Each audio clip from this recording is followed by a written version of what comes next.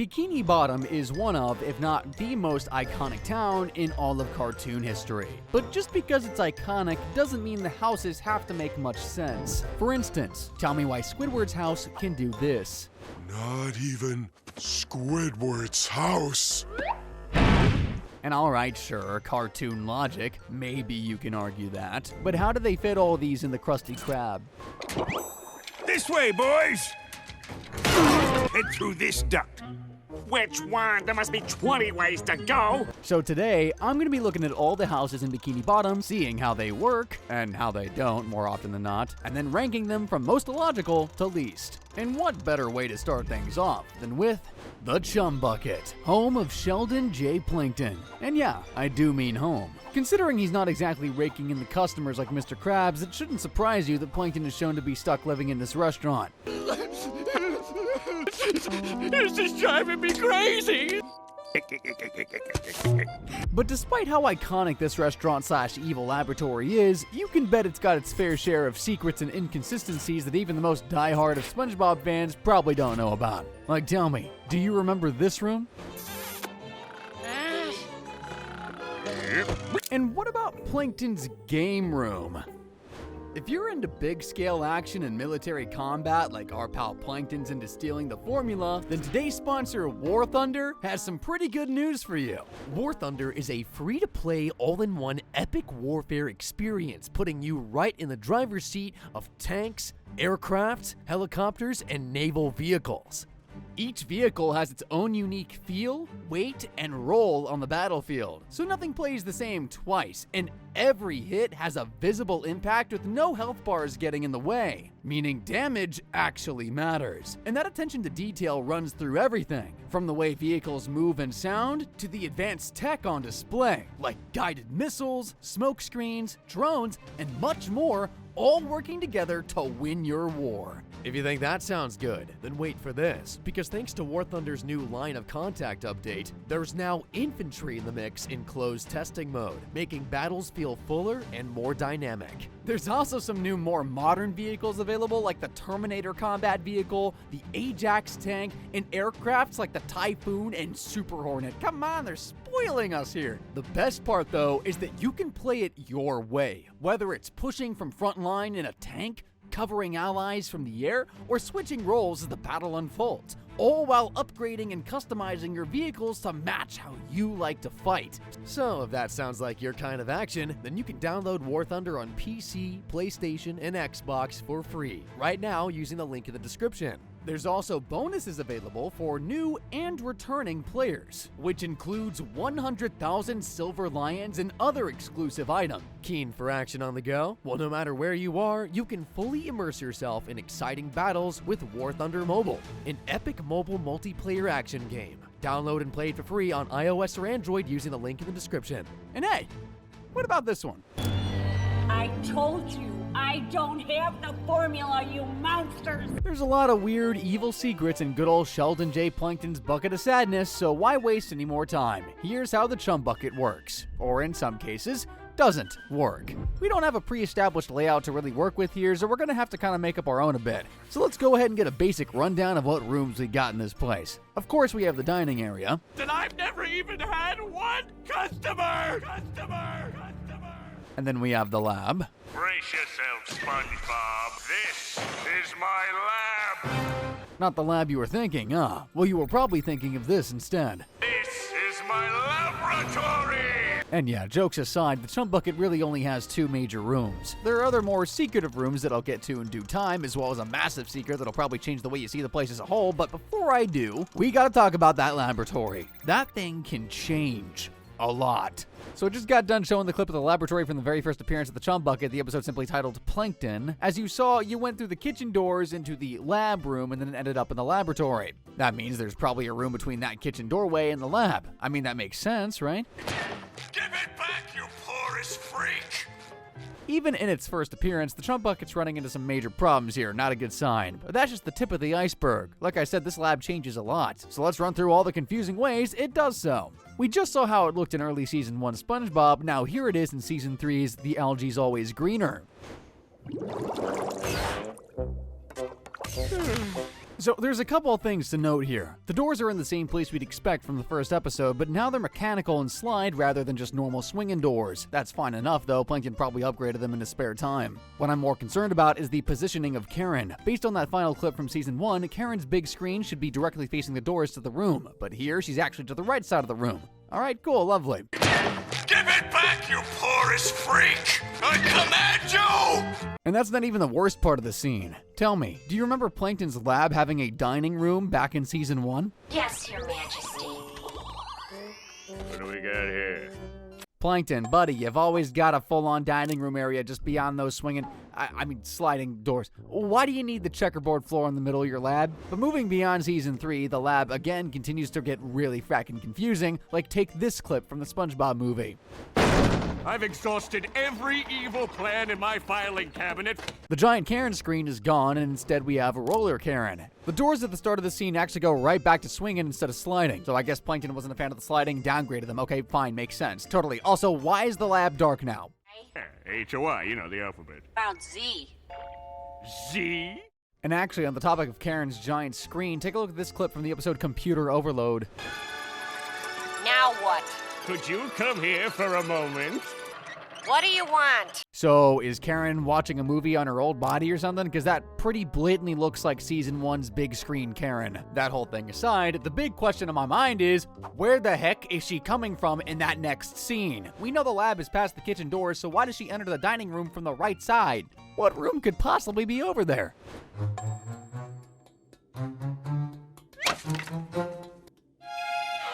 Wait a minute, so there's a full-on hallway to the right side of the place, and beyond that there's another doorway that we have no idea where it leads to? I think it's time to start talking about the dining area now. So here's a good look at that dining area as we know it best from the episode Plankton's Regular. It's got the entryway doors, the ordering booth to the right, the doors to the kitchen/lab at the back, and a bunch of tables for the droves of customers that always show up to the restaurant. Now, notice how there isn't a random path to a hallway on the right. Computer Overload, respectfully, what are you on? Did the writers of that episode have a bite of chum or something? But no, in all honesty, that clip is a very good representation of how the room is in most episodes. Here it is looking essentially exactly the same in the episode Spy Buddies. A few tables have been moved, but by and large, that's our canon dining area as we know and love it, with absolutely no random hallway point to be found. The only difference is that the corners of the room should have been smoothened out, but I can let that slide. Things are where they should be. Now, with that in mind, let's take a look back at the SpongeBob movie and how it portrays this area. Had one customer! So it looks at, bare minimum, the kitchen entryway and the ordering booth have been switched. Well, I'd be more mad, but honestly, the movie's always given weird layouts to the chum bucket, so, take one look at everything going on in Sponge Out of Water and you'll understand. Plankton, help! I don't even know what that room's trying to be, than having a toilet out in the open like that. You don't even get me started with this evil scene. I don't have the formula, you monsters! Hey, baby, how are you? Of course the chump bucket has a random dungeon. Honestly, I feel like the movies can be counted as their own separate non-canon thing sometimes, though often they just break all the rules. Am I getting off topic? I think I'm getting off topic. Back to the dining area. I'll be honest, to my memory, the first SpongeBob movie is maybe the only instance I can think of that the layout is ever different. For my bet, this may be one of the most consistent feeling layouts for a room in the whole series. The only issue it has is that mystery hallway. But what rooms could that area lead to exactly? Well, time to get into the less consistent rooms of the chum bucket. One area we probably know isn't connected to that hallway is the kitchen. It's really only had 2 appearances to my memory. Firstly, we got its super distant first appearance in the episode Welcome to the Chum Bucket.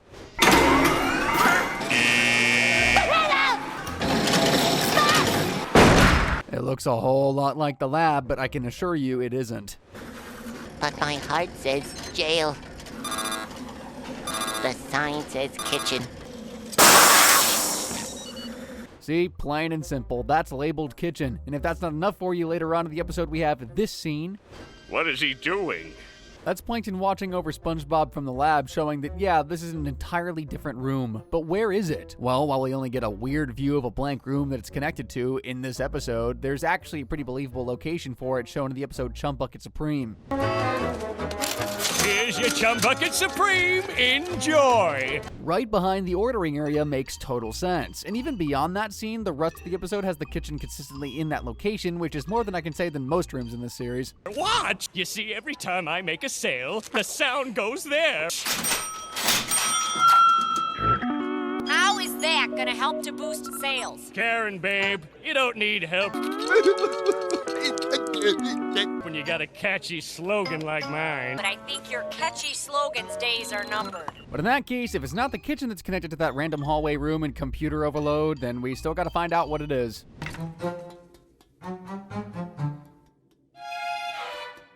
And you know what I reckon it could be? Plankton's bedroom. We saw a little view of it at the beginning of the episode in all of its cold metallic glory. This is driving me crazy! And even from that clip, we see that the bedroom is connected directly to the side of the building, which would make sense if it's to the right of that dining room entryway. However, what if I told you that the bedroom got a bit of an upgrade later on in the series? Good night, honey. Yep, Plankton gets a full-on, cozy, pink, fully furnished bedroom on the second floor of the building, too. Which, well, that conflicts with our last clip considering Mr. Krabs in his pearl disguise or peering into Plankton sleeping on the first floor. But who knows? Maybe Plankton upgraded the place over time. Honestly, I'd kind of buy that. At least we know now that this guy has a bed to sleep on. One issue, though, if that hallway's still there, what exactly does it lead to? Well, actually, the same episode that shows us Plankton's bedroom may finally give us an answer to that as well.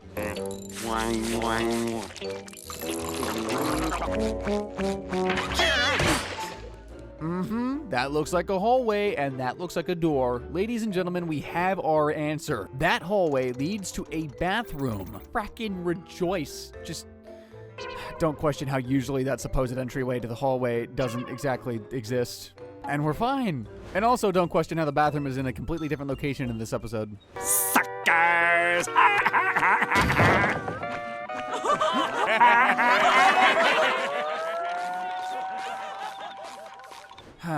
Maybe that's just a public bathroom and the one we saw in the first clip was Plankton's personal one? I don't know. A man can dream. But alright. While we've had some pretty mild inconsistency issues that sometimes makes this crummy restaurant a little unbelievable, this next bit will blow all of that out of the water. Just watch this scene.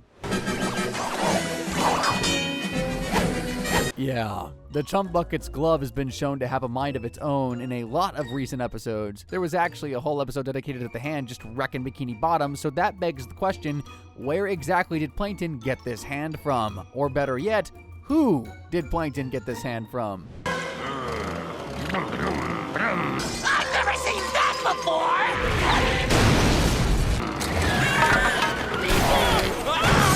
Oh, maybe we can talk to it.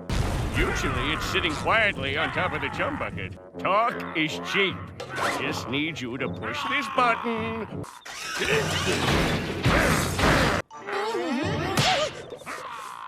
Hey, Fistface! Prepare for annihilation! Push the button, SpongeBob! I can't do it. I can't shoot the glove. It's wiggling. But that's all I got for the Chum Bucket. Overall, I think this place is setting a solid, mostly consistent standard for the rest of the video. May be hard to top it, but who knows? That may just be because it barely has any rooms.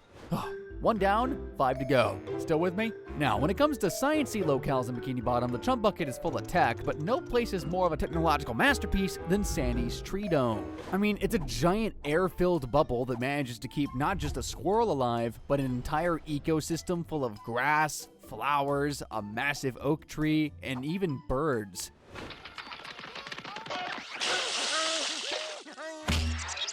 That's an achievement and a half. But for as iconic of a place this is, again, it's got some issues. Like, can you tell me what the dome is made of itself? If you were to say plastic, well, you'd be correct.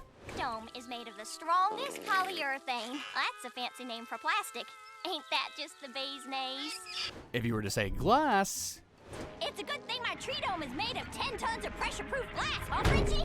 Well, you'd also be correct. Yeah, as much as Sandy's a technological genius, sometimes things just don't make much sense in her tree dome, and it's time to find out exactly why. Before we begin, let's get a basic rundown of the main rooms, and again, just like with the chum bucket, we don't really have a full-on blueprint to work with, nor are there a butt ton of rooms to go over. So instead, we're gonna go with what we know is there for sure and build our own blueprint from there. For starters, we know the entryway to Sandy's place is a little tube where the water is drained before sea critters can make their way into her oxygen-filled paradise.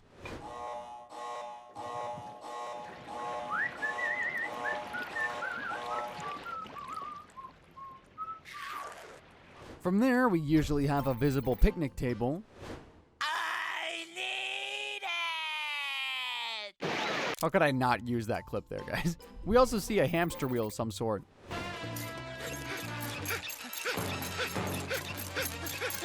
Or I guess in this case it's more of a squirrel wheel than hamster. And more importantly, we also have the hollowed out interior of Sandy's tree. 9, 10. In fact, most importantly, we have that. And honestly, for the most part, that's all we got for Sandy's treehouse, at least most of the time. There are, however, some little extra bits thrown into this grassy area sometimes. Sometimes there's boxing rings. Put 'em up. Sometimes there's a bunch of sciencey doodads. Sandy? What's going on here? And sometimes you're gonna have an arm cruncher sitting out there. This squirrel's trying to kill me. But again, for the most part, the general layout of this place never changes. It's a tree surrounded by glass with some grass. Though with that being said, there are some extra rooms hidden beneath those layers of tree bark we haven't touched on yet. For starters, we should look at the inside of that treehouse a bit more. There's 3 main instances where we get a good look at it. The first I want to look at being in Survival of the Idiots. Look what's in Sandy's bed. It looks like an overinflated Sandy doll. That there is probably the most basic layout we see. It's basically empty besides a window, a bed, and a little lamp hanging down. Now compare that to our earlier clip from the episode Muscle Bob Buff Pants. 9, 10. Sure enough, we've still got our window and lamp, but now we got a lot more of a homier feel as well, with her acorn TV, rug, bench, and stump table all making the place a lot livelier than her hibernation conditions. Let's also see how it looks in the episode Pranks a Lot.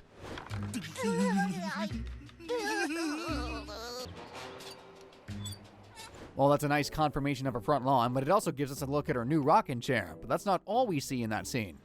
And didn't I toss that old lamp out yesterday? When did I acquire all these portraits of Patrick? She's got some sort of bedside desk with a crummy looking lamp and some weird area carved out for...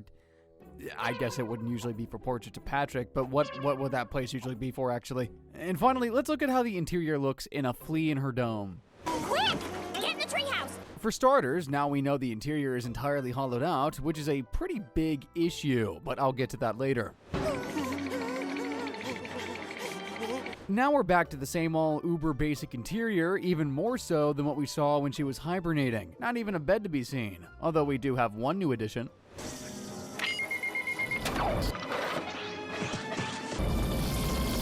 Because what treehouse doesn't need an emergency slide escape? But overall, there really aren't any major issues with its interior portion in my eyes. Sandy probably moves furniture a lot to suit her squirrely needs throughout each season, so I can totally buy the disappearing acts of some of the couches and TVs. The bed is concerning, but I'll let it slide. However, there are actually 2 rooms that we see that don't really have full-on confirmed locations in this place. To begin with, we have Sandy's bathroom, which is probably the least squirrely looking thing in her entire home.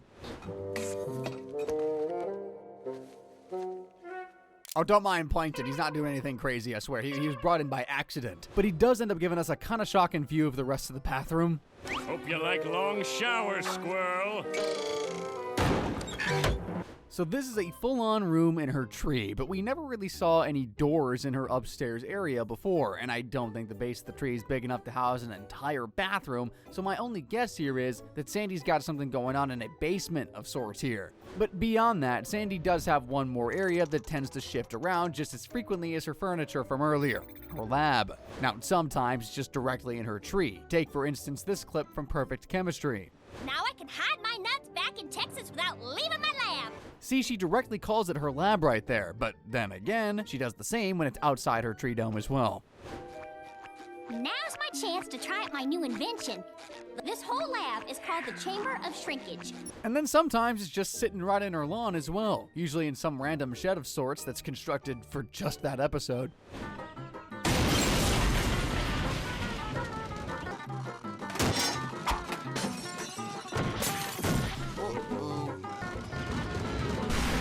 Yeah, just like that. But again, I feel like I can't fault Sandy here. Each experiment of hers is probably going to have different requirements, and that may mean she's got to shift her lab setup from time to time. Inconsistent and annoying, sure, but not illogical. But if we're talking illogical, well, let's ask the one question that breaks everything this house has going for it. How is the tree alive? And before you say anything, this isn't some fake tree. Sandy's been on record saying it produces extra oxygen for her under the dome, which means it's gotta be getting some sunlight and water. And look, I can buy the water, okay? Look at where she is. But if that tree's getting sun, Sandy's gotta be pretty close to the surface of the ocean. And this tree is doing more than surviving. It is thriving. It goes through all the seasons and makes it out in one piece. Here it is in fall.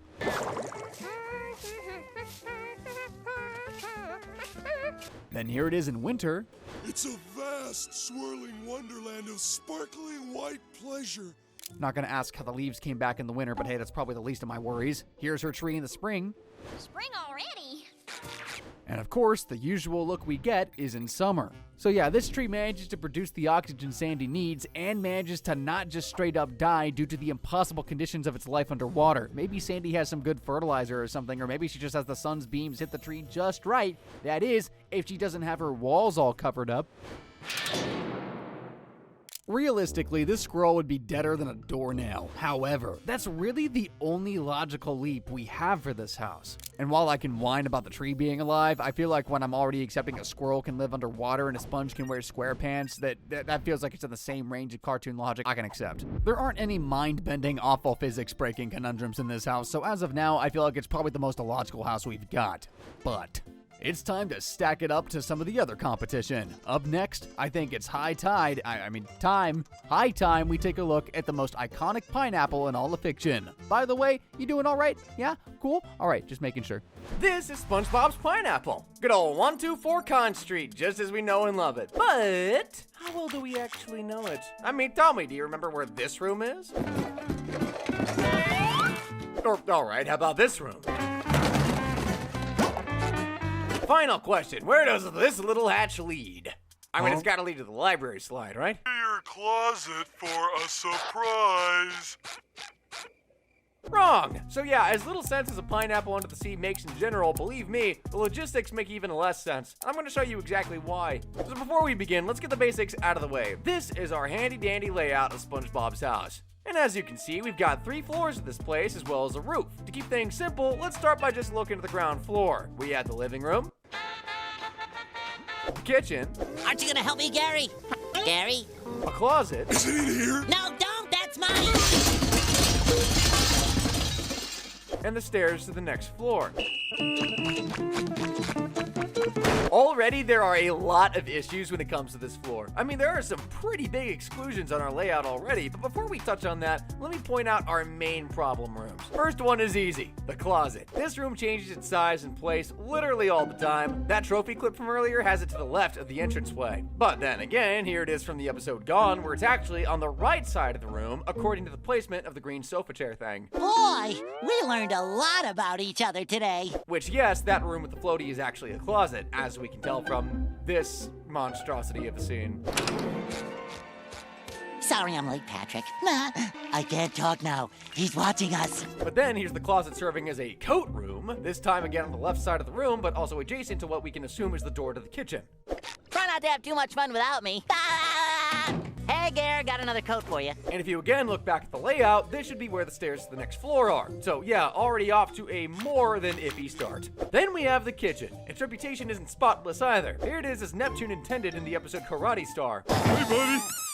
You still got that bucket of cheese? Just look past the fact that SpongeBob was choking to death there, things look as they should be. Fridge toward the entryway, stovetop towards the wall, and a window to see the outside world. And a few seconds later, you can even see the door to the outside that our handy dandy layout shows us as well. Buddy, you okay? Absolutely beautiful. One issue though, I feel like SpongeBob's kitchen has always been missing a pantry. Like I feel most kitchens have those. Like there's gotta be one in there, yeah?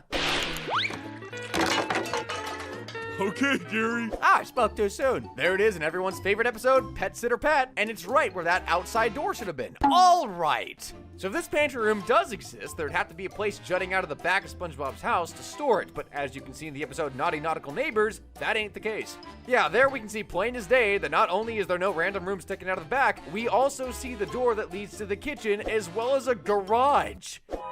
I guess it's time to talk about it. So on that layout, there's just straight up no garage at all. None in existence. And frankly, I wouldn't blame the guy who made it. This room just never shows up. I think it has a grand total of like 4 appearances. In how many seasons? There's obviously the bit I just showed you from Naughty Nautical Neighbors, but there's also this portion from Reef Blower.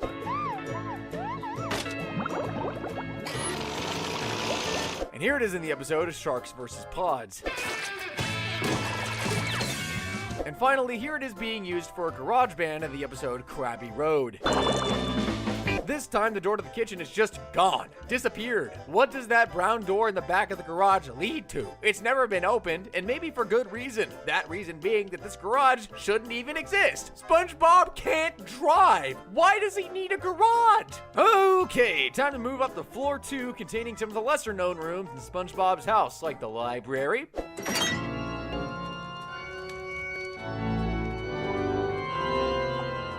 the gym,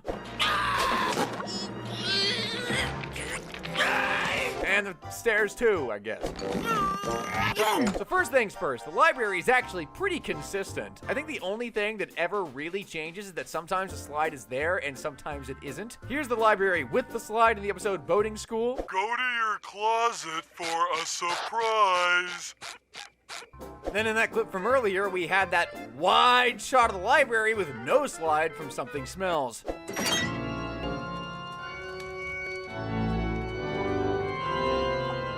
And then in the episode Shell Shocked, the slide makes its big comeback. Stay back, I'm armed. Overall, though, that's the only major change in the library. But considering some of the other issues we have coming up, I'll probably just let this one slide. Let myself out now. The real trouble-making room on floor 2 is the gym, because it only exists sometimes. Let's look back at that episode Help Wanted real quick. Take note of the reddish-orangish walls, pretty different than most of the rest of SpongeBob's house. Now, here's a clip from the episode Muscle Bob Buff Pants.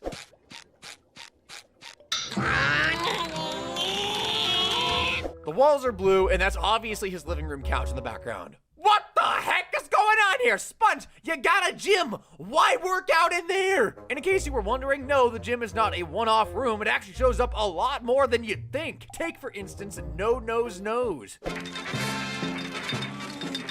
on, SquarePants, be a man! There are those same classic reddish-orange walls. Good on SpongeBob for actually using the gym instead of the dang living room. Here it is in shambles and everyone's other favorite episode, A Pal for Gary. Hey, there it is, plain as day yet again. Red walls, tattered I Heart Pain banner. It's broken, but it's the gym. One problem, look how SpongeBob gets to the room. Gary, you are in big trouble, mister.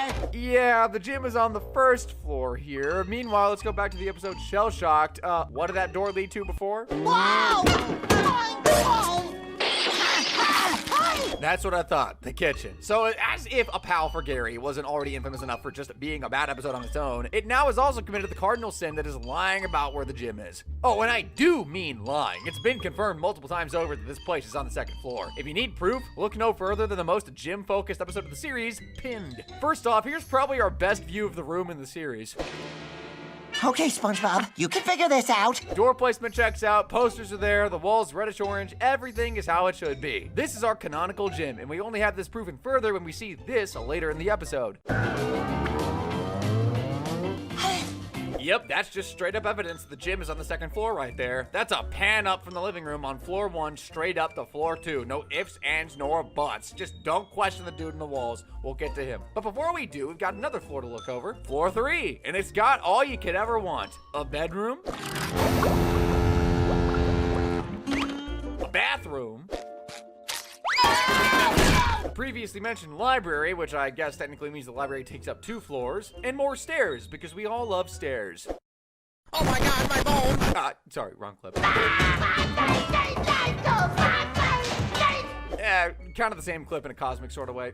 Anyway, before we talk about the main issue here, we should get this out of the way. No, I don't know where this hatch leads. To my knowledge, it showed up in a few episodes, it was never used, and then disappeared. There's your entire history lesson on the hatch. Other than that, though, SpongeBob's room is pretty consistent, with the only issue being the size and location of his closet. For example, here's his closet in the SpongeBob movie. Then here it is looking pretty similar in To SquarePants or To Not SquarePants. And here's the closet looking entirely different in A Day Without Tears. And then sometimes SpongeBob just has his closet in the library for some reason. Square at the same time. I don't know, Patrick. Patrick SquarePants! Yeah, I don't know why anyone would ever have their closet detached from their bedroom and in a library of all places, but whatever floats your boat, I guess. But that's all I can really say about old Sponge Robert's bedroom. Overall, it's pretty consistent, unlike his bathroom. Let's get a good look at it one more time in everyone's other favorite episode, Stuck in the Ringer. Green walls, a shower, a toilet, and if you wait a few more seconds, you get a glimpse of the ringer itself. Now, how did things get screwed up? Well, in the SpongeBob movie, everything went out the window.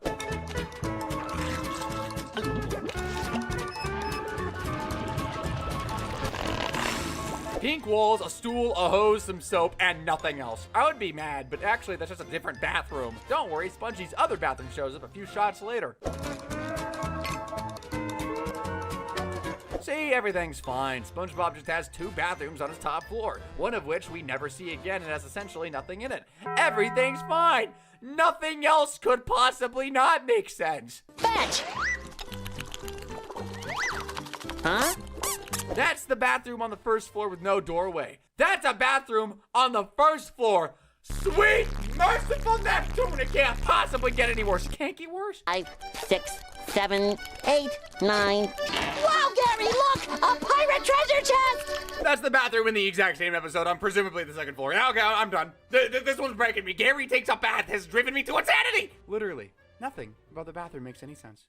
Moving on. Finally, we got the roof. It's got the green things that pineapples have.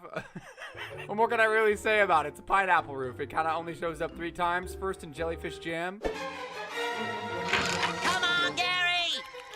Looks like a nice place to relax. Got some nice stairs leading up to it, too. I mean, when have stairs led us astray in this house before? Sure, anyway, here it is again in Something Smells. Okay now. You're not exactly seeing a hatch with stairs there. How did these 2 even get up there then? And here it is in Love That Squid.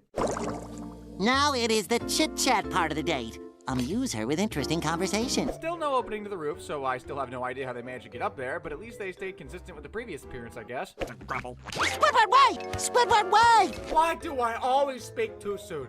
Okay, lot to unpack there. First off, the obvious. That opening just appeared out of thin air. Or thin water, I guess. But you know what? I can handle that.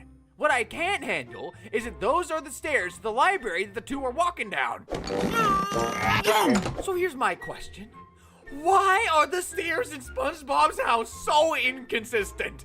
These are the real culprits of why the house breaks reality, really. There's also just randomly an attic in one episode of the show, so like the stairs up here make even less sense now. Honestly, you know what? I think the roof is just in an alternate universe. Out there with the essay writing room in one appearance room purgatory.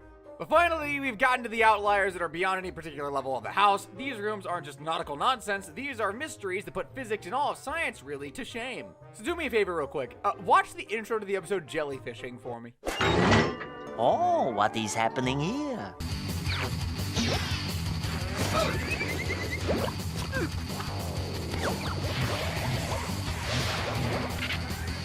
Ow, ow, ow, ow, ow.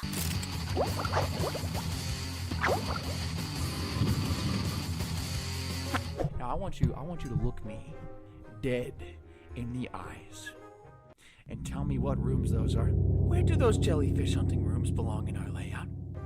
Where does a flippin' fire pole fit into SpongeBob's house? Where? Why do we need vents to get to the fire pole? What are those walls? I don't recognize any of those patterns. What is happening? That's only around 45 seconds of one episode. Gave us like 6 new rooms. none of which have any spatial reasoning whatsoever. This is non-Euclidean geometry at its finest. And as much as I say nothing can top it, we still have one more room to look at, if you can even call it that. This, my fine flippered friends, is the biggest example of SpongeBob's house making absolutely zero sense. Behold! Welcome to Valhalla! Yes! This is a world entirely within the walls of SpongeBob's wall that he enters like this.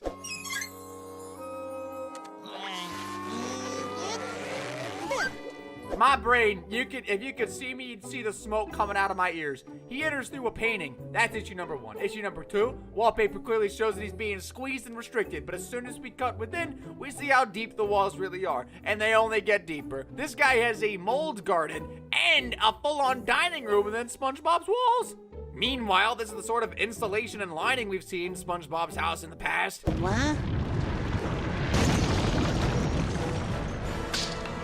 There's literally no insulation visible in that shot. This place is a dang pineapple. There's no insulation. It's not built like a house. It's a fruit. Even if it was originally an actual house instead of a pineapple, nematodes ate that place and then a new pineapple grew over it. There's no possible way this can make any sense at all. Goes beyond cartoon logic. This gotta be magic. Physics breaking stuff or something. Pineapples don't function like this. Why did I expect this to ever make sense? Why am I making this a big deal? It's SpongeBob.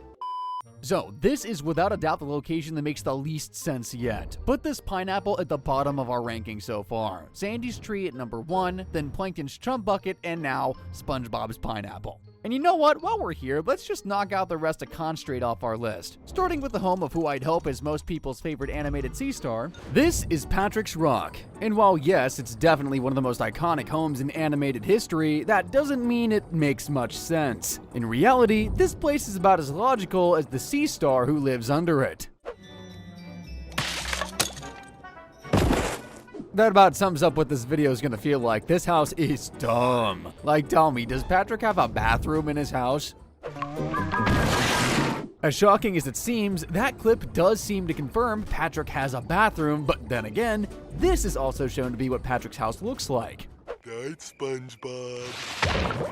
Flat floor, no bathroom or rooms of any sort at all, really. As I said, this place is frackin' dumb. So yes, today, I'm going to be showing you exactly why Patrick Star's Rock doesn't make much sense. Be prepared for an irritation headache. I feel like Squidward. So, here's the layout we're working with when it comes to Patrick Star's Rock. I want you to get a good long look at that. Analyze every detail you can, please. Looks like we have 2 layers here, a shelled interior to the rock, a nice living room beneath it. Got a good understanding? Cool, great, good to know. Throw all that out the window. That layout there is, well, kinda canon and kinda not. Honestly, it's pretty hard to say if there even really is a canon version of this house. In fact, I'd say there are really 3 versions of Pat's Place with a secret 4th version that I'm saving until the end because I'm a YouTuber. It's probably one of the most contested bits of SpongeBob lore in the entire series, but no more lazing around. Let's go over all those versions, starting with the most basic of them all, version 1. Just a rock. Remember this clip from the intro? Night, SpongeBob. That right there is the most essential form of Patrick's house, when it's literally just a rock with flat sand underneath. Considering Patrick's identity as a sea star and how they sleep in real life, honestly, this may be the most accurate house we can ask for, at least in the realm of reality. Of course, Patrick doesn't abide by our simple, scientifically accurate reality though, and that means that this form of the house shows up the least often. Truth be told, the only other major instances of this version of the house that I can recall are from the episode I'm with Stupid. At the beginning, we see his place being flat as a pancake under the rock. Need! That scene is also where we learn Patrick makes all of his furniture himself, keep that in mind. And at the end of the episode, we also see it being flat again.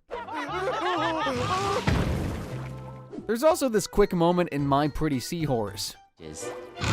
Like this starfish. And if we want to get granular, we're dealing with sand here after all, then there's also this scene from Pre-Hibernation Week. Technically, we don't see under the rock, but I feel the way SpongeBob squeezes himself under implies that he's kind of just being smushed underneath it. I'm calling it version 1. And then, of course, there's that scene from the first episode I showed, Home Sweet Pineapple. For such a dumb brain, Pat must have an active imagination to be dreaming of giant spiders. And again, while I feel this is the most accurate house both to real life and to Patrick's character, because I feel like he'd be way too lazy to make his own furniture and rooms and such, that really is the least common version of his house. For something more common, we'll probably have to look at version 2, advanced laziness. Patrick's second version of The Rock is probably most known for this scene in particular. He got hit in the head with 2 coconuts. And if you don't remember why you remember that part, let me help you out. So this is the thanks I get for working overtime.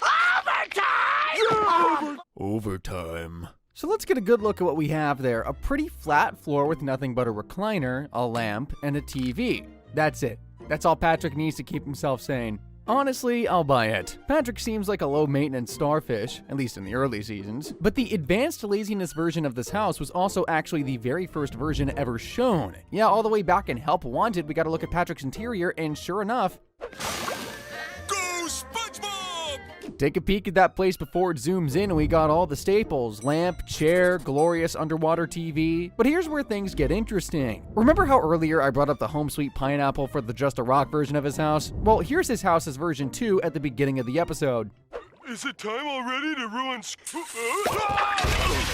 So, Patrick's house not only evolves and devolves across episodes, it also does it within the same episode. Good to know. Don't go in there if you don't want to be subjected to some sort of reality warping torture. No, alright, enough of the basic stuff. Chances are, if you're a SpongeBob fan, you'll recognize this third form of the house as what may be the most consistent and popular version, version 3, Sand Manor. And no, I'm not talking about the episode where Patrick's place is literally turned into a royal castle.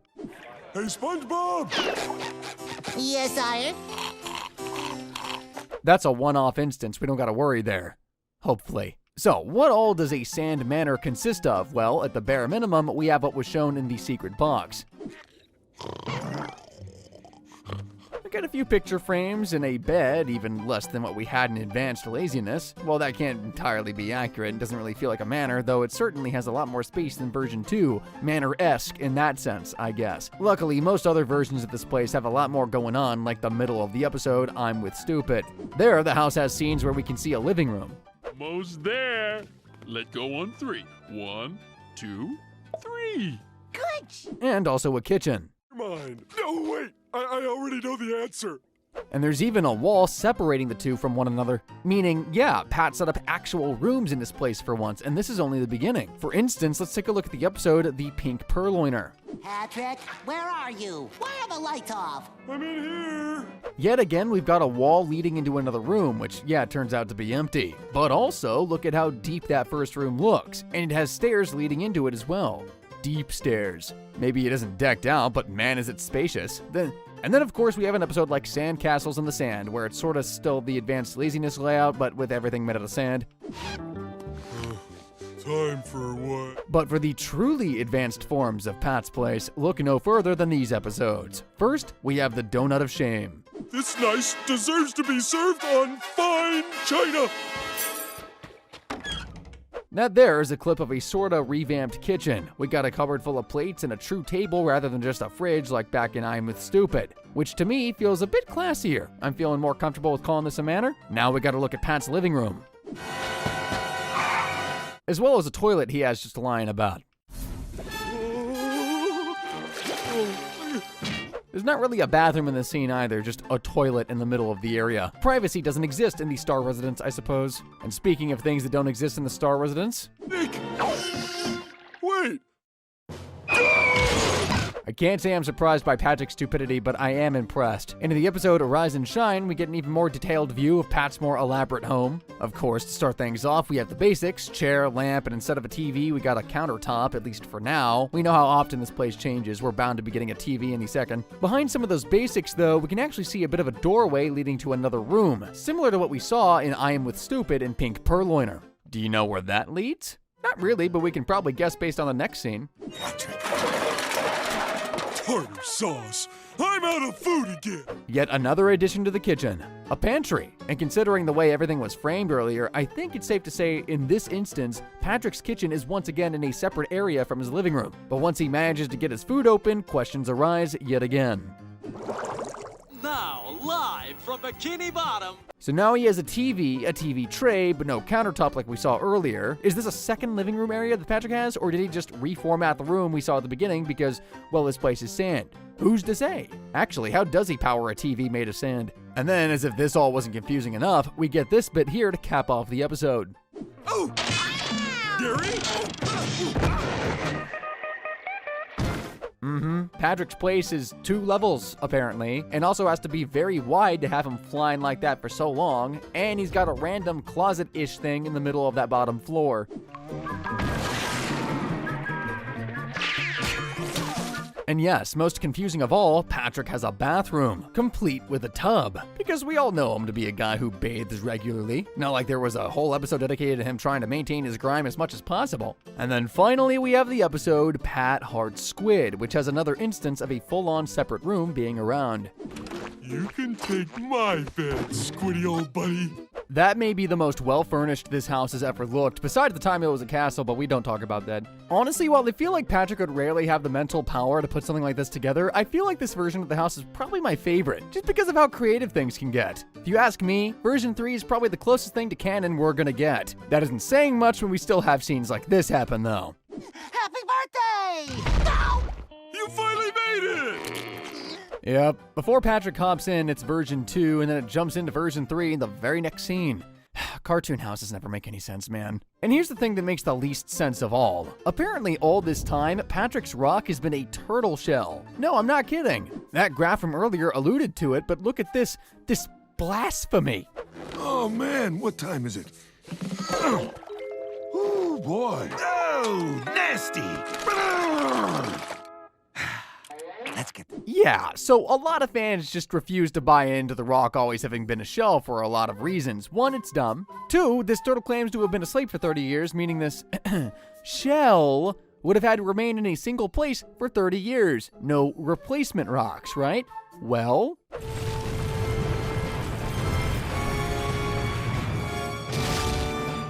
plain and simple. This doesn't make any canonical sense whatsoever, so a lot of folks just don't count it in the lore of the series, and frankly, I don't either. I'm willing to admit Pat's house doesn't play by the rules like I've been saying. It is as illogical as the starfish himself, perfectly fitting. But this is just a step too far, man. I mean, come on, talking turtles under the sea. Next, you're gonna tell me the crabs and the squids and the lobsters can talk too. Wait a minute. So, this one's hard to rank considering it's kind of got like 3 different versions, but I feel like that fact alone makes it more inconsistent than our current least logical house. I mean, SpongeBob's house has a random world inside the walls, but at least we consistently know his place has walls at all. So our ranking now is, for most illogical to least, Sandy's tree, the chum bucket, Sponge Robert's pineapple, and the dumb starfish's rock. Might as well hit the iconic Easter Island head household now, but before I do, just checking in, how you holding up? This is a long one, I know. Glad you're still enjoying it, and hopefully your brain hasn't disintegrated like mine. Moving on. This is Squidward's house. It's gotta be the most famous moai-shaped house in all of fiction, but that doesn't mean it makes much sense. Like, tell me, what does this door on the right lead to? Did you say a bathroom? SpongeBob, what was that noise? What have you done to my living room? Skin me alive and drench me in boiling oil! Well, it all looked kind of faded. I told you just to paint the faded spot! Well, you'd be correct. There's the couch under all that blue goop. Oh wait, did you say a staircase? Hello, misery. Well, good news, you're also right. Well, maybe more so half right. There technically isn't a door in that scene, but you know, same entrance, so it sorta counts. All right, last question. Do you know what's wrong with this scene? SpongeBob, what are you doing? If you know what's wrong there, you spend too much time watching the show, just like me. If not, well, stick around. You'll understand soon how this little scene completely destroys all Euclidean logic. So grab a Krabby Patty and a Diet Dr. Kelp. I'm showing you exactly how Squidward's house works, or rather, how it doesn't work. Now, before we truly begin, I gotta be honest with you real quick, there's no real floor plan for Squidward's house that's, like, out there, like with the other videos that we've talked about in the past. I know, truly heartbreaking. That means we're gonna have to take the time to make our own by piecing all of this house's lore together. With that said, let me get one thing clear. We know Squidward's house has 3 floors because of 2 specific instances. Take a look at this bit from the episode No Pictures, Please. Stay out! Well, that's one way to get a look at the full-side view of Squiddy's house. And as I said, we got 3 layers there. But if you want a less wacky confirmation that Squid has 3 floors in his house, here's a clip from Chatterbox Gary that'll soothe your senses. And up here, you'll find my true masterworks. Yep, that elevator clearly had 3 levels labeled. So now that we know how many floors we're dealing with, let's figure out what's on each of them, starting with the first floor. I think most people recognize this one and its calming green walls, and of course, we get a few mainstays to it. For starters, we have the main living room. In this shot from Christmas Who, we actually get a pretty solid bird's eye view of the whole area. We got couches, a bookshelf, the dining area, and off camera in the back is likely the kitchen portion, which, yes, Squid definitely has, as we see in Squid's visit. Remind me to come back to this later. It doesn't make sense. You'll see. It's also been confirmed that this first floor has a bathroom, as we see in the episode House Fancy. SpongeBob, what was that noise? Skin me alive and drench me in boiling oil! Look past the bluish paint and notice the couch and green walls. That's the living room, all right. And that door that Squid came out of leads straight to a bathroom. The first floor also has a weirder addition that we see in the episode Squidward the Unfriendly Ghost, a closet, and more importantly, a hallway leading to it. Where? Here, Patrick, it's this way. Oh, coming! How are we gonna clean up all this mess? It's easy. And yes, that wasn't just a one-off hallway either, as we can actually see it again in Squid's visit. Just get the vacuum and go home. My bathroom. And hey, as you saw, that clip also gives us another instance of this floor having a bathroom, meaning I think that's all but confirmed. The last thing we know for mostly certain about this floor is that we've got a window at the back. Take a look at this scene from Naughty Nautical Neighbors. And here it is again in the episode House Fancy. SpongeBob! How long have you been spying on me? What day is it today? Yeah, the writers really liked having SpongeBob be kind of creepy during these seasons. But with all those fundamentals on our first floor laid out, it's time to throw all that out the window. Yeah, even on the first floor, things just don't make much sense. Let's start off by tackling what I was alluding to earlier, the kitchen. Here's another clip of it from the same episode I showed of it earlier, Squid's Visit. That episode will be coming up a lot today, by the way. And just a touch of pepper. Same green walls as the first floor. Heck, you can even see that back window again. So, how do things get screwed up? Well, when Squidward gets mad, look at where he yells at SpongeBob from. SpongeBob, I am trying to cook. Will you keep it down? Oh, hey, Squidward. That there is undoubtedly not the ground floor. You can even see red or orange, at least not green, walls through the hatch if you look closely. Now, of course, maybe Squid just ran upstairs to give SpongeBob a proper yelling, but that argument isn't exactly supported by this next shot. Okay, Squidward.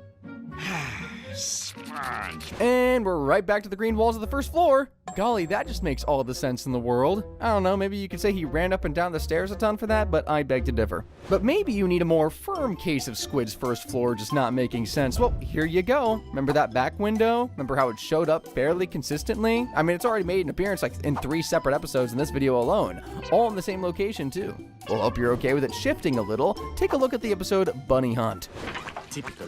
I always forget something. Suddenly, the back window has been shifted up a floor, which is bad enough, but to make matters worse, it's also been replaced by a new door that leads to a garden. And let me tell you, this garden can never decide whether it wants to exist or not. Like in Naughty Nautical Neighbors, it very blatantly was not there. It was just a whole bunch of sand. But then it decides to randomly show up again in the episode The Curse of Bikini Bottom. And yes, the back window is now just missing entirely, not even shifted up. Sweet, good golly goober, what is happening? But we still have one more little inconsistency to talk about when it comes to this floor. A door. Here, take a look at this shot in the all-time classic episode Enchanted Tiki Dreams. I'll see you after work, and we'll have a nice, relaxing evening. That there was another solid view of the entire living room area. Pretty similar to the one from Christmas Who as well, except this time we see the kitchen too. But tell me this. What does the door on the right lead to? Well, would you believe me if I told you it led to the stairs to the next floor? I'm home. Well, thanks to the episode Are You Happy Now, we now have proof of that. Yes, it does lead to a bunch of stairs. Just disregard that the door was removed. But wait, some of the more sharp-witted folks watching this video may have noticed something. Shouldn't that be where the bathroom is? Well, actually, yeah. Remember this scene? SpongeBob, what was that noise? Skin me alive and drench me in boiling oil! That's the same door that should lead to the stairs. I mean, wasn't the bathroom in that hallway from earlier in Squid's visit too? Just get the vacuum and go home. My bathroom. Oh wait, actually that begs the question. Where the heck is the hallway and closet supposed to be? Maybe it should be accessed through that door instead of some stairs. Hurry back, Squidward! I gotta find that vacuum and get out of here. Well, actually, wait. There's the stairs being accessed through the right side door yet again. Heck, we even see the kitchen counter through the doorway, confirming its location. And that's in the same episode as the one where the hallway leads to the bathroom. So where the heck is the bathroom then? I actually may have an answer to that shortly, but to really understand it, first we gotta cover the second floor, aka the bedroom. At least if this image is to be believed. And I mean, honestly, from that image, it looks like we don't have too much to deal with, so this should be a cakewalk, right? To start off with, we got the actual bedroom area itself. Here it is in Are You Happy Now? I might as well go to bed. And as you can see in that clip, as well as in the image where Squid is split in his place in half, there's also two doors on the sides of his bed. So what do they lead to? Well, the one on the right seems to be a bathroom, as we see in the camping episode.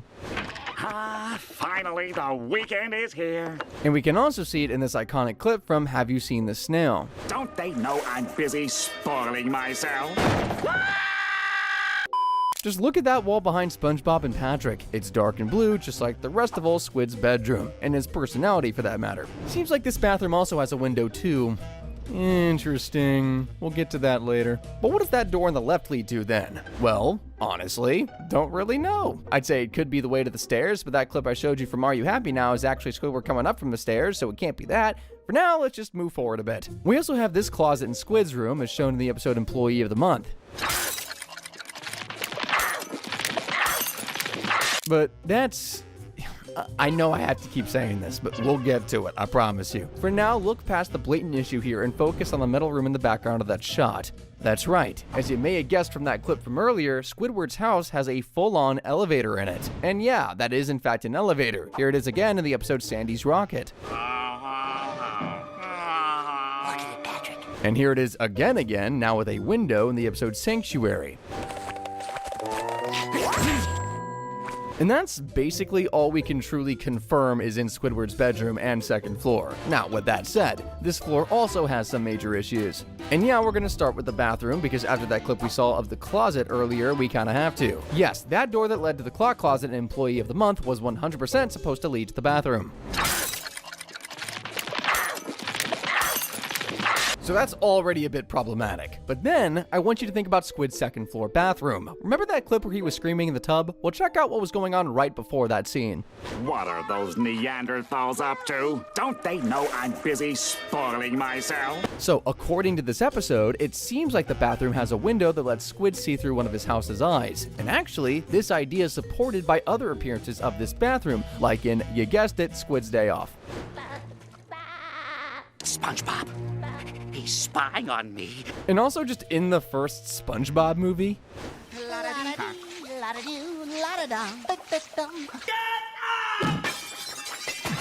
So, why am I bringing all this up? Well, because of scenes like this. Yeah, there really shouldn't be any eye windows at Squiddy's bedroom level if that shot is to be believed. We can see the red walls of what we'll soon understand to be the third floor, which is, well, yeah, that's not just a bathroom. Unless, of course, the third and second floors switch positions. Maybe sometimes Squid's bedroom is actually on the top floor. It wouldn't make any sense, but it'd at least explain that issue. There's a major problem with that theory, though. Take a look at this clip from Plankton. SpongeBob, what are you doing? Yeah, that clip is trying to tell us that Squidward's bedroom is on the first floor. I'm not even going to entertain that, honestly. That's just so wrong on so many levels. And speaking of levels, it's time to move on to our third and final level of Squidward's house, the gallery, or the arts room. Honestly, he uses it for a lot of things. Just know it's got orange walls. Here it is in its first appearance in the series, all the way back in Bubble Stand. And now for some soothing sounds from Squidward's clarinet. Notice also how both the eye holes to the house are in this room in this scene. That just adds more confusion to the bathroom bits from earlier. And in the episode Squidward the Unfriendly Ghost, instead of using the room for music, he uses the third floor for art. Remember, Patrick, finders keepers. I got it! In that scene, we can also even see the elevator, which is a nice detail. Glad that the elevator is visible on every floor of the house except the first one, where you'd probably need it the most. Why not even bother? But the room actually became even more filled with art over time, eventually turning it into the gallery we can usually recognize it as today. Usually. He copied all 492 of my self-portraits. That's a whole lot of painting. Surely you couldn't fit anything else in that room, especially an entire library.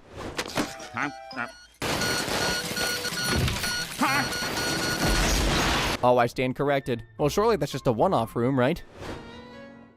Perhaps I can find solitude in the printed word. Hey, Squidward, wanna play? Well, alright. You know what the worst part about this clip is? The door that leads to the exit of the library, you know what color walls they are? Green. Why? Is this room secretly on the first floor?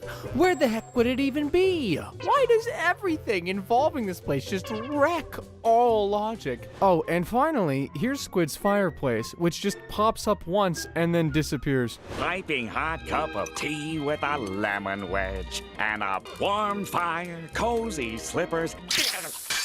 And then, of course, in that scene, we once again have Squiddy look out the eye windows, which makes the order of the floors, again, just so very confusing.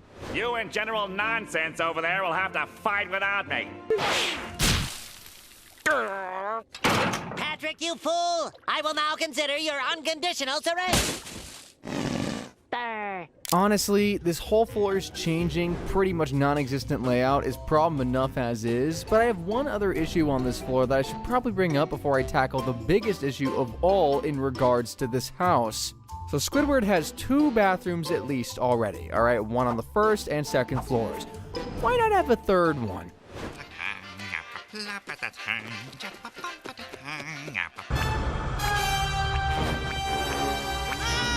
Now, beyond the issue of having 3 bathrooms for one Squidward, there's another major problem with this scene. Just look at the little segment before it. That is the same bathroom as the one in Squidward's bedroom, right down to the window to the outside. So that begs the question, are these floors actually connected to each other? Are they the same floor? In the ghost scene, did Squiddy walk through the door in his bedroom to get to the bathroom and then walk into the gallery room? Despite what our evidence shows us, does Squidward's house really only have 2 levels? Should I even bother asking this considering I know there's no satisfying answer? No, I really shouldn't. Now, a lot of you may have seen this one coming, but this right here is probably the biggest logic jump for this house yet. Here's a clip from the episode The Secret Box. Not even Squidward's house. There it is. The first instance of Squidward's house moving on its own. Yeah, the first. This has happened quite a lot, actually. Take, for instance, this bit from Funny Pants. And of course, there's also the time it happened in Growth Spout. I needed to lose a little weight anyway. Oh well. And who could forget the episode Good Neighbors, where... wait, what actually happens in that one again? I forgot. Security system takes control of Squidward's house and begins attacking the city. How could I ever forget? Yeah, in that episode, Squidward puts in a security system that does just that. It takes control of his entire house and destroys Bikini Bottom. Honestly, if I saw that thing crawling down my street, I'd probably start praying to Neptune. Fire! We gotta turn this thing off. Nope. Nope, not it. Nope. That's not it either. Really hits the spot. Where to look? This off button seems suspicious. We did it! Now, here's my theory. What if that security system was never removed, and that's why the house is just so weird? Sure, maybe that wouldn't explain why the house was weird before Season 4, and it especially doesn't explain that secret box clip which came from Season 2, but you know what? Maybe the security system episode came first in the SpongeBob timeline, and it certainly explained why the house just straight up disappears in some shots of the show.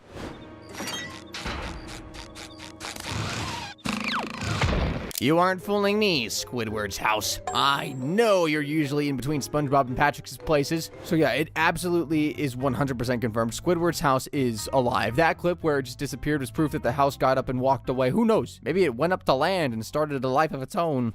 What's up, everyone? How the are you? Squidward's house in the house! See what I tell you? He's alive!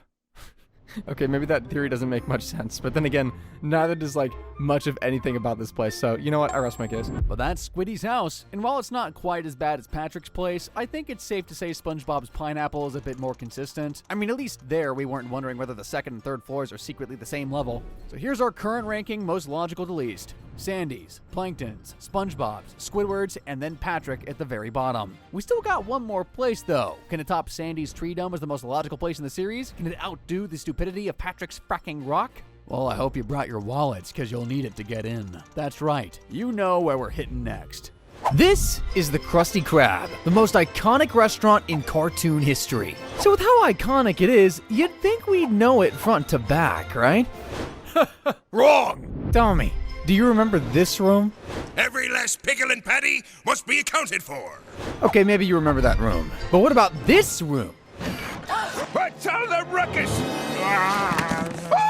Well, alright, that's probably just another storage closet. Any restaurant has a couple of those lying around the place. But does every restaurant have a secret room like this? What is it? That, me boy, is a grease trap. In case you were thinking it could make sense that the Krusty Krab is a giant 100-foot deep grease trap under its floorboards, I got some bad news for you. Yep, no grease dungeon visible there. It'd be bursting right into the caverns underneath the Krusty Krab, which, if you didn't know, also exist. And that's just the start of the issues we've got. Trust me, for every dollar Krabs has stashed under his mattress, there's an inconsistency with this restaurant's existence. So gather around, Krusty Crew. I'm gonna tell you every reason why the Krusty Krab just don't make any fracking sense whatsoever. But before we go any further, let's get the basics out of the way. This is about as close as we're gonna get to a canon layout of Eugene Krabs' moneymaker. 1 floor, 4 rooms. We've got the dining area, the restroom. Look at me, I'm swabbing the bathroom. At night. Mr. Krabs' office. Ooh, sweet wampum. And of course, the kitchen. And if we want to get ultra detailed, we can also take a look at the back where the dumpsters are, like in the episode Sailor Mouth. Taking out the trash, taking out the trash. Now, okay, going off on that list alone, you're probably thinking the same thing as me. There's a lot of missing rooms, and yes, there are. But before we get to that, we actually just saw a pretty big issue in that clip of the dumpster area. Let's see if you can figure it out. Here's another clip of the back of the restaurant from the episode Just One Bite. I gotta sneak one. Just one. Then I'm off the stuff for good. Notice anything? No, it's not just the fact that the dumpster isn't there. It moves all the time in this show, actually. See, no, the real important difference there is the fact that the entire back door is missing. In the scene from Sailor Mouth, just gone. And it's not like the door's presence was a one-time thing. Here it is again in the episode Krabby Land. Survival of the fittest, SpongeBob. Survival of the fittest. Sure, the back door is now metal instead of wood, and the window's on the complete opposite side as we saw in Just One Bite. But you know what? That's a better problem to have than just not having a door at all. And in case you wanted to see a world where there's a back door and a dumpster at the same time, the episode Truth or Square got you covered. Quick, into my office before anyone sees us. Plain as day. There's evidence that they can all exist at the same time. If you want to debate me, please leave your name, address, and credit card info in the comments below, and I'll get back to you within 5 to 18,000 business days. Don't actually do that, please. Don't leave that. But all right, moving away from the back, let's start looking at some of the actual rooms that aren't mentioned in that blueprint, starting with the coolest of the bunch, the freezer. See? Coolest. Why aren't you laughing? So it's kind of odd that the freezer is missing there, right? I mean, this has been in some iconic episodes. Take, for instance, its first appearance back in SB129. Squiddy's doing his best to get away from SpongeBob and Patrick before escaping into the kitchen of the Krusty Krab, and there it is, the freezer as we know and love it. Unfortunately for Squidward, the handle breaks off before he can escape. He's frozen for 2,000 years, and, well, you know the rest. Thank you, Squiddy. But here's the thing. From that episode alone, we really didn't get a good idea of where this freezer is. We know it's in the kitchen, but not all too much else. Well, as it turns out, we get the answer as to where exactly this place is in the episode Nasty Patty, after SpongeBob and Mr. Krabs stuff the health inspector's body in the freezer, or so they think. You mean in here?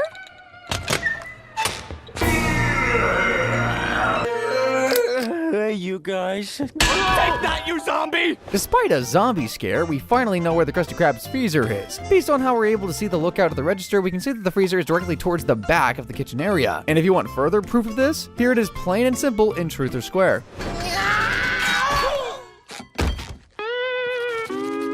And yes, if you couldn't tell from the handle breaking off just as it did in SB129, this is the freezer.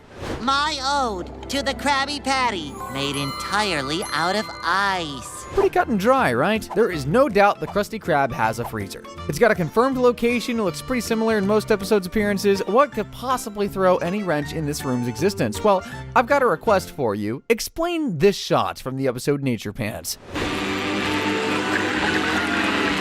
Pause. Take a look at the back wall of the Krusty Krab. Disregard that the back door is yet again missing and ask yourself, if that window leads directly to the outside, where is the freezer room? It'd have to be a big old rectangular room jutting out of the back of the Krusty Krab. And as we've seen time and time again, this is just something that the restaurant just doesn't have. And this isn't some small minor room either. It shows up a fair amount of times and is usually seen as a pretty sizable location, not small by any means. So, this room's either in a pocket dimension or it doesn't exist. Take your pick. I'll go with pocket dimension though. I fucking hate non-Euclidean geometry. Now, if we're talking about rooms that are non-Euclidean, we gotta bring up one of the most iconic one-off rooms in the entire series, the Patty Vault. Issues is kind of simple. We all know the height of the Krusty Krab's kitchen. Yeah, not super tall. I mean, here's the literal background art for the kitchen. Not tall at all. And then, we got the Patty Vault.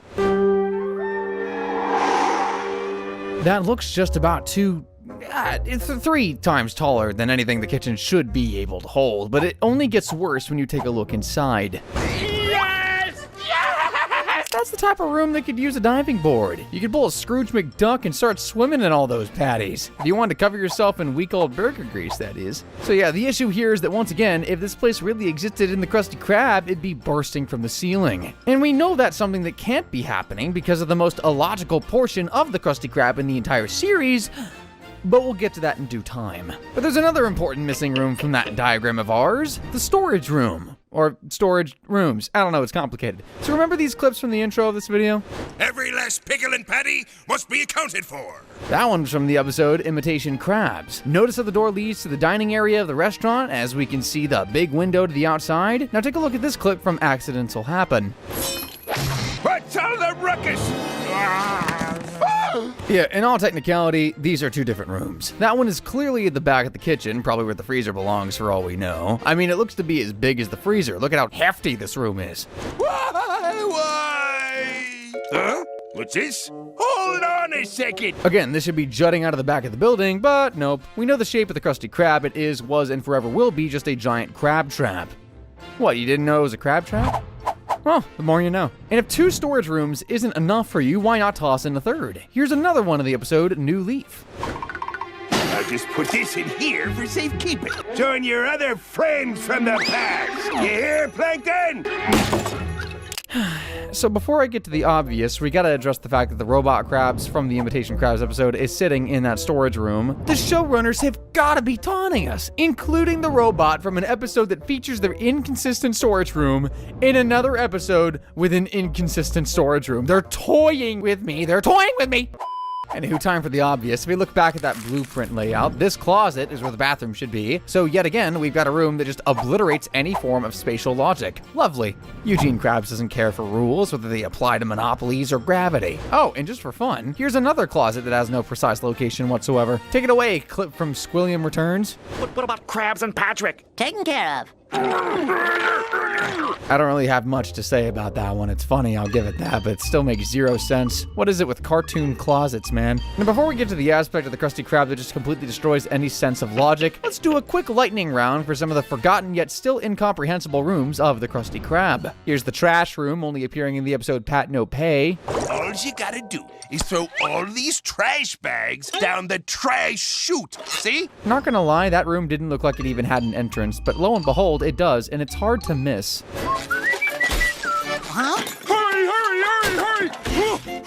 I mean, with big red letters, there's no doubt you'd be able to see this door if it had any other appearances, but like so many other rooms in this place, it just disappears. Where was SpongeBob even coming from in that clip? It looked like a completely blank hallway. Now, we couldn't be talking about one-off rooms in the Krusty Krab and forget the garage, home of everyone's favorite motorized sandwich. Feast your eyes, Patrick. What is it? The paddy wagon. But how do you get to the garage to access the paddy wagon? Well, you gotta go down. Way down.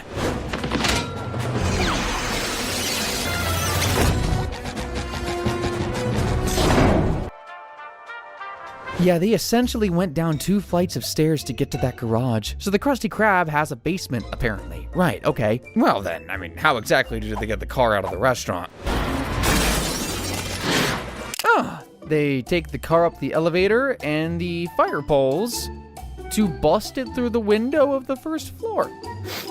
I'm not confused, you are. You know what? It doesn't make any sense that you can drive a sandwich in the first place. Why should I question the garage of all things? Now we've got Mr. Krabs' secret lair. What is he doing here, you ask? Well, I'll let Eugene explain. Whoa! Oh, Mr. Krabs, this looks like madness. It's me secret lab, where I experiment on food. Yes, that room is as Frankenstein-y as it sounds, and with the help of Sandy, the experimental patties cooked down here turned most of Bikini Bottom into hideous patty mutants. Real solid investment, Krabs. Bet you're glad you had this room constructed. Okay, but moving beyond the mutant apocalypse, we've got bigger priorities. Where exactly is this lab located? Come with me, boyo. Directly to the right of SpongeBob's grill, underneath the freezer. Let me remind you what's usually to the right of SpongeBob's grill. I'm putting the secret Krabby Patty formula out in plain sight. Don't let it out of your sight, boyo. You can always count on me, Mr. K. Mr. Krabs' office. As cold of a boss as he is, that doesn't mean his lounge is a freezer. Here's a blink and you'll miss it room from just one bite, the incinerator room. This patty should be cremated. What's this doing here? Again, I got really nothing to say here. SpongeBob just jumps to the side of the frame and all of a sudden he's in a room that probably shouldn't be in a restaurant. What, did you want me to guess where this would be? Where the heck do you think this room would be? My guess is as good as yours, bucko. And before we tackle the most illogical room of all, let's talk about one that actually could kind of make sense. The employee break room. It was only shown in the episode Breakin', but it definitely made its mark.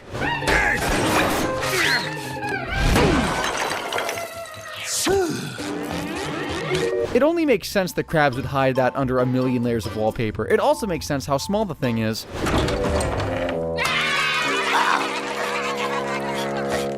Being smooshed between the bathroom and kitchen kind of limits your size, doesn't it? But hey, you know what? It makes sense compared to the giant patty vaults and freezers we've talked about. I don't think we gotta worry about random jutting out with this place.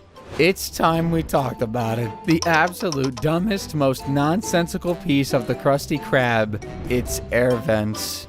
The star of the show in everybody's favorite episode, Truth or Square. So just how inconsistent are these vents exactly? Well, they aren't even where they should be logistically. There's an entire network of tunnels and air ducts underground, and I want all eyes on the lookout. Underground air ducts? I guess that makes sense, but I feel like it'd just be a whole lot easier and cheaper to have above ground ventilation, right?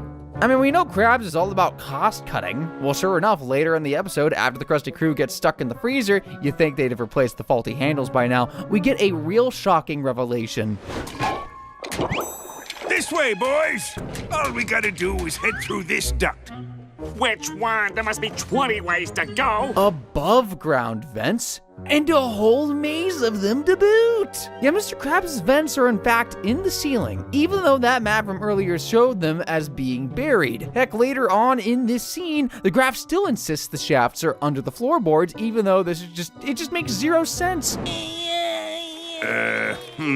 Hurry up, guys, this kinda hurts. Well, according to the map, we just go straight and head towards that kidney bean-shaped puddle of gravy. Take a right between these 3 moldy tree stumps. And again, I don't think I have to explain how a vent system this expansive could fit in a restaurant this small. But no, you don't gotta worry. Instead of whining about that, I'll whine about this instead.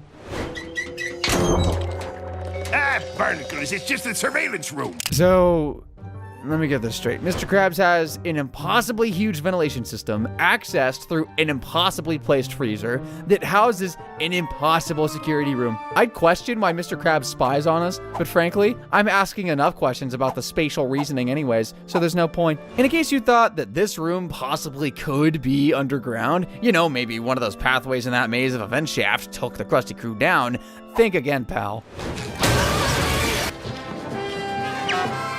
Oh boy! We made it out! Yep, there they go. Right through a vent towards the ceiling. You know, a lot of people dislike this episode because it's too long for some reason, but I think you can guess why I personally dislike it. It throws the laws of reality in the trash, and as a realist, I resent things like that.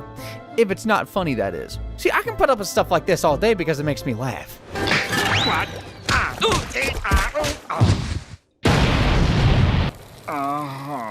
See, that's breaking physics for fun. At Squidward's expense, poor guy. And with that, we finally have our full list of Bikini Bottom buildings to rank from most logical to least. And where does Eugene Krabs' Restaurant of Goodness rank? Well, drum roll please. I'm saying right below SpongeBob's house and above Squidward's. I think the freezer sort of did it in for me and costed any extra points to get it above SpongeBob's place personally. And with that, we have our final ranking. Starting from the bottom going up, we have Patrick's Rock, Squidward's Moai, Krusty Krab, SpongeBob's Pineapple, the Chum Bucket, and finally, still at the top, Sandy's Tree Dome. If you made it to the end of this video, genuinely from the bottom of my ocean-dwelling heart, thank you very much for watching. Again, I hope your brain is still there, but whether it is or isn't, there's another vid on screen right now for you I'm sure you'd love. So go ahead and give it a try if you want. Hope you have a fantastic day. See ya.